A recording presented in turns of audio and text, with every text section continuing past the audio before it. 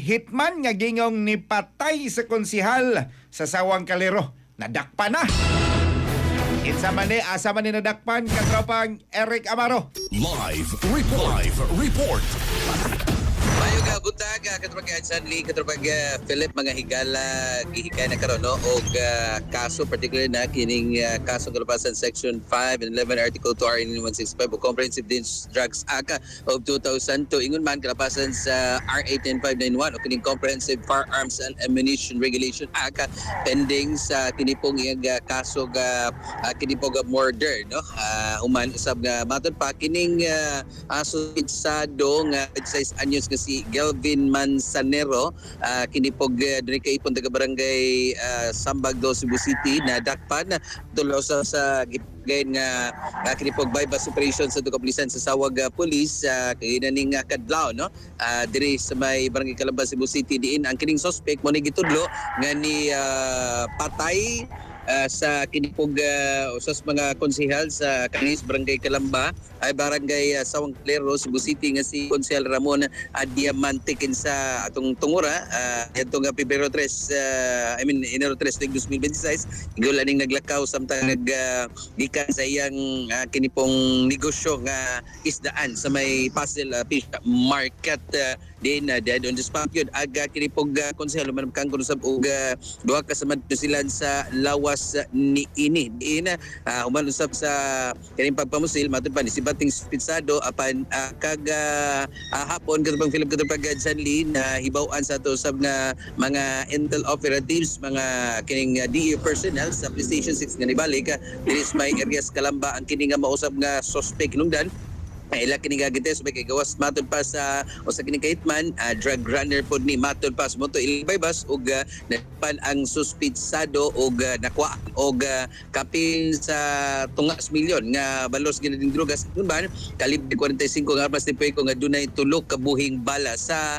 imposibong pagkinabi sa XFM Cebu News Team nga sab sa suspitsado giangkon niini moong pagpatay din matod pa sab niya iya kaila nga usa ka Carl Fernandez nga nakaroon sa Cebu City Jail mo'y nagsugo niya katong sa katubag Philip niya gibayran siya og 60,000 ka pesos para kutluan og kinabuhi agbo og konsihal kay lagi ang kining matod pa mastermind nagtuo nga ang konsihal usa ka kining asset ug may nipadakop niya hinungdan nga nabalik siya sa kinipog prisuhan diin kay amigo man ang kinipong dinakpan nga suspect og kining matod pa Fernandez gisipagawas sa kinipong 26 anyos nga si Manzanero ki project din ang konsehal og GTP ang kapulisan sa Sawang Kalero nagpasalamat nga nadakpan kining mong suspect kay kung wa pa napa ni mga pipila ka mga project nga TP uno na under surveillance na ang mga subject para tirahon buti sa kwarta gyapon nga bayad is gun for her member so far katupag Philip Panutugasikas gikan sa Sawang Kalero Police Station Katropang Eric Katropag Philip kuhaan ni siya og armas nga 45. Mao ni ang iyang gigamit sa pagpusil? Maunay gituan sa ato nga kapulisan mo na nga hinungdan ilaning ipabot sa ballistic examination kining armas nga nakuha niya match ba kung mao ni gigamit niya nga armas sa pagpusil sa kinipong konselin noon angko naman niya kinibang mura bisag ay posible ni kuan og extrajudicial confession kay angko naman niya ang maog sa laod og wala gyud bugti sa 60,000 ka pesos aga kining bugti katropag Philip nga patyon ang mausab nga usas mga konsehal sa Sawang Kalero. Notado na ni siya nga hitman katropang Eric kapila naman ni niya gibuhat. Nana ni siya record sa Station 6 gani nana ni siya gipatay nga lain pong drug personality napoy kanang matod pa kuan lang naan nga asset so daghan ni siya og gana pang kining nahimo nga kini for pagpamusil katropag Philip nya na pa ni siya mga project gani for surveillance na unya for ang status ba for execution na pero nadakpan man siya sa Station 6 posible mission abort sa ato katropag Philip Nganong nakabuhi man ni siya nga murder man ni iyang kaso? pending pa yung warrant sa iyang mga kaso, mga nagunang kaso. So posible karon di na gini siya kagawas kay gawas sa ubay-ubay gyud nga drogas sobra sa tungas milyon, napay kining high powered firearms, napa siya serban pa siya og kini pong mga pending warrant sa mutaning order na warrant of arrest aning taga Station 6. So matawran gyud Katong nagsugo niya dito sa prisuhan, unsa man to? Iya tong amo, iya tong unsa man to sila, niya taga diin man to. Amigo niya taga sa Kaliro ra pud to ang kani si iyang ginganlan nga si Carl Fernandez, nagkaila lang sila dito sa prisuhan nya mo lagi na gisugo siya ipaproject papatay si konsihal bugti sa 60,000 ka pesos katubang pila. Si Carl Fernandez unsa man ni drug lord, pusher or unsa may Sa background na nito, background? Dako pog duwa matod pa sa pagbayad og ginaling drugas diri sa area sa may Sawang Sa Station 6 area. area sa Station 6 ka Tropang Philip katubang Zali. So kani karon nga tropang Eric, asa naman nirong dinakpan? Naa sa Station 6, posible karong kuan ni medical paubos sa booking procedure niya usa na ipa-medical kay para kuan gyud pasagaan gyud kaso katropag Philip katropang Zanli. Sige, di ka Katropang Eric, kadali lang. Sige, sige. Ikapila naman na hingay na dakpan siya, dugay na siya ninigsuha.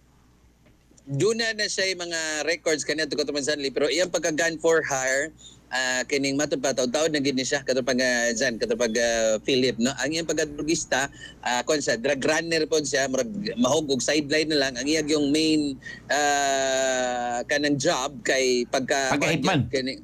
pagka-hitman yun gun for hire member katropag Zanli katropag Philip. Wa siya mga kauban ka tropang Eric sa iyahang pagka-gun for hire kay sagad grupo-grupo man eh.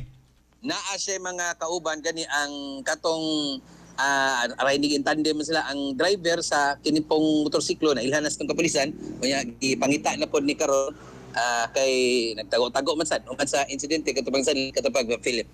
Kanay mga tawhana ka tropang Janli mao ni di angayan buhion.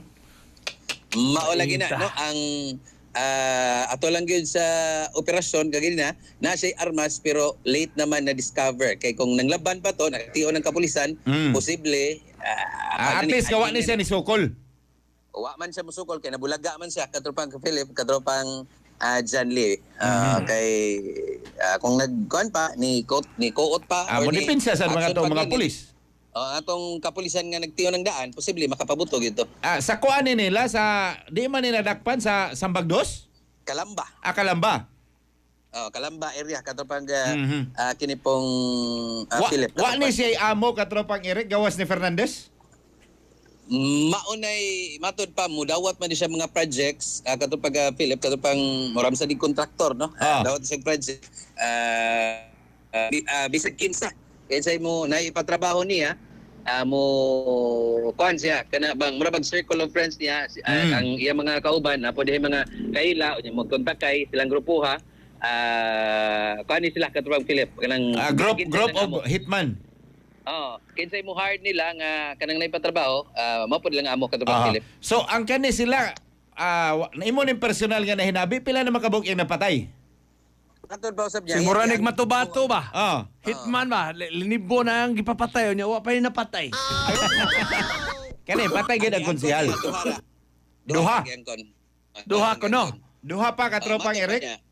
Duha ra kuno yang napatay katubang Philip pero ang pagdudas ng kapulisan mas daghan pa unya ili pa ning nakuhaan man nig mga dugang pa impormasyon niya mutug-an naman pud siya ila pang kuan pa under tactical interrogation kumbaga katubang katubang gawas sa kalibre 45 Shabu nakalito ka ganiya explosives. Sana unta pero wa man. Okay. Unta ra dai. Unta. Sige, salamat ka tropang Eric. So man, katupag Zanli, katupag Philip, atog kasikas-kikan sa kinipog Police Station 6, Sawang Kaliro Police Station, then gihulagway ni itong kapulisan, case solved na aga kinipog kamatayon sa kinipong konsihal sa mong barangay, humagi patay sa ring in tandem, tungod sa ginudahang asset katupag Zanli, katupag Philip, magahigala. Mga katropa, minsan init na, diri sa Diyos nga pahin, pa di mo magduka while magmaneho ha, mga drivers doon, pangapi mo, Santo Pasco Peng, sumut lami, sustansyadong kapi, mga higala. The more you drink, the healthier you are mga kahigalaan tungod sa mangustin kamunggay og soya powder. Alang sa Ligo sa Pilipino para sa Pilipinas sa katropa. Eric Amaro, XFM News. XFM Report.